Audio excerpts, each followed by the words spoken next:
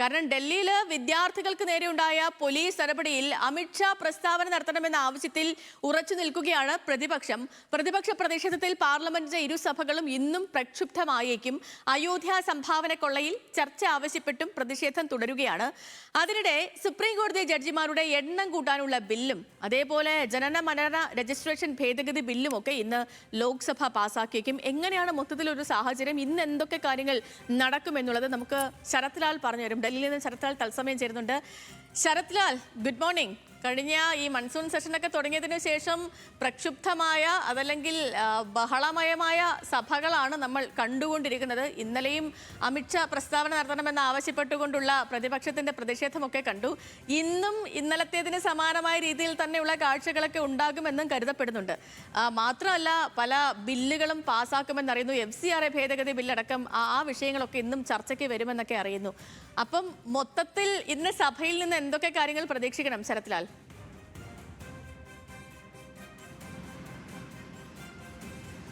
Good morning Sethulakshmi.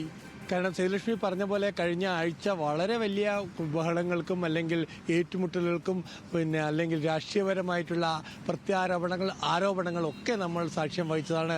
ഇന്നും അതിന് യാതൊരുവിധ ഒരു മാറ്റവും ഉണ്ടാവുന്ന രീതി നമുക്ക് ഒരു സൂചനയും ലഭിക്കുന്നില്ല.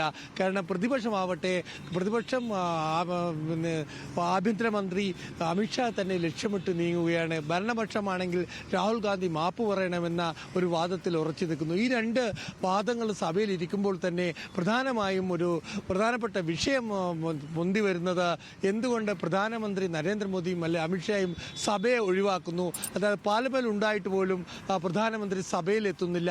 അല്ലെങ്കിൽ ഇത് സംബന്ധിച്ച പ്രധാനപ്പെട്ട ബില്ലുകളെന്ന് പ്രധാനമന്ത്രി തന്നെ പറയുന്ന ചോദ്യപേപ്പർ ചോർച്ചയ്ക്ക് ശിക്ഷ കഠിനമാക്കുന്ന ബില്ലുകളുടെ ചർച്ചകളിൽ ബില്ല് പാസ്സാവുന്നതൊക്കെ തന്നെ ആ സമയത്തൊന്നുപോലും സഭയിലെത്തുന്നില്ല എന്നാണ് പ്രതിപക്ഷത്തിന്റെ ആരോപണം. അതിനു പുറമെ ഇന്നലെ രാത്രി വീണ്ടും ഇൻസ്റ്റയിൽ പോസ്റ്റുമായിട്ട് പ്രധാനമന്ത്രി രംഗത്ത് വന്നിട്ടുണ്ട്.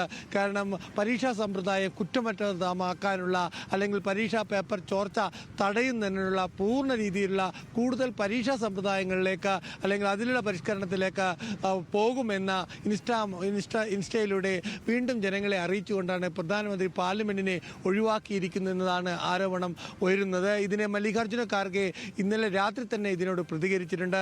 പ്രധാനമന്ത്രിയും ആഭ്യന്തരമന്ത്രി അമിത്ഷായും എന്തുകൊണ്ട് സഭയിൽ വരുന്നില്ല എന്ന് തന്നെയായിരിക്കും ഇന്നത്തെയും ഏറ്റവും വലിയ ചർച്ച. ഇന്ന് നടക്കുന്ന ഏത് ബില്ലിൽ അല്ലെങ്കിൽ ഏതെങ്കിലും ഒരു സമയത്ത് സഭയിൽ എത്തുമോ എന്നതാണ് ഇനി നമുക്കറിയേണ്ടത്. അതുപോലെ തന്നെ ഇന്നലെ പ്രധാനമന്ത്രിയുടെ അല്ലെങ്കിൽ ഓഫീസിൽ അല്ലെങ്കിൽ മുതിർന്ന BJP മന്ത്രിമാരൊക്കെ തന്നെ കൂടിയാലോചന നടത്തിയിരുന്നു. ആ ആലോചനയുടെ ഭാഗമായി എന്തായിരിക്കും BJPയുടെ ഇന്നത്തെ നീക്കം എന്നത് നമുക്ക് സഭയിൽ ഇന്ന് കാണാം. എന്നാൽ സഭയിൽ 11 മണിയോട് തന്നെ സഭയിൽ ചോദ്യോത്തരവേള ആരംഭിക്കേണ്ടതുണ്ട്. ഇന്ന് പ്രൈവറ്റ് ബില്ലുകളുണ്ട്. ഇതൊക്കെ തുടരാൻ അല്ലെങ്കിൽ ഇതൊക്കെ നടക്കുമോ എന്ന കാര്യം സംശയം തന്നെയാണ്. കാരണം 11 മണി ചോദ്യോത്തരവേള തുടങ്ങുമ്പോൾ തന്നെ വിഷയങ്ങൾ ഉന്നയിക്കാൻ തന്നെയാണ് പ്രതിപക്ഷത്തിന്റെ തീരുമാനം.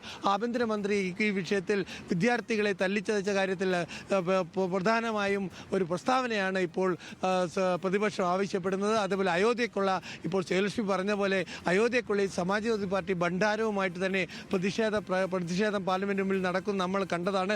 3 ദിവസമായി ഈ പ്രതിഷേധം തുടരുന്നു. ഇന്നും ഈ പ്രതിഷേധം തുടരുമെന്നാണ് അഖിലേഷ് യാദവ് വ്യക്തമാക്കിയത്. ഏതായാലും അപ്പം ശരത് ലാൽ പറയുന്ന അനുസരിച്ച് ഇന്നിപ്പം അങ്ങനെയാണെങ്കിൽ ഇന്നും ഇന്നലെയൊക്കെ കണ്ടതിന് പോലുള്ള സമാനമായ കാഴ്ചകൾ നമ്മൾ പാർലമെന്റിൽ നിന്നും കാണേണ്ടി വരും.